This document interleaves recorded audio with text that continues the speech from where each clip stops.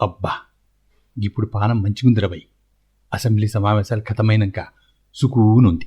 లేకుంటే గవేం సమావేశాలు రబై, వాళ్ళు బిల్లు సింపేస్తారు, మా వాళ్ళు లొలి చేస్తారు.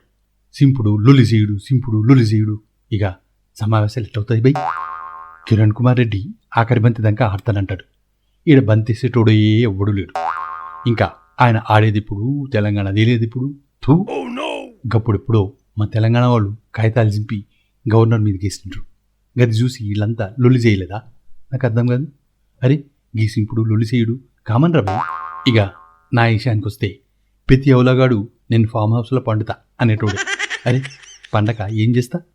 గీడ అసెంబ్లీ సమావేశాలు కావు, ఆడ ఢిల్లీలో నో కాన్ఫిడెన్స్ మోషను కాదు. కాంగ్రెస్ వాళ్ళకి మోషన్ అయితే అవుతుందేమో కానీ నో కాన్ఫిడెన్స్ మోషన్ అయితే కాదు.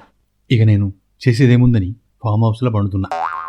ఇక ఇప్పుడు జనవరి 3 దాకా అసెంబ్లీ సమావేశాలు లేవు కాబట్టి ఇక నేను ఫామ్ హౌస్లో పండినా ఎవ్వడు నన్ను విమర్శించేటోడు ఉండడు.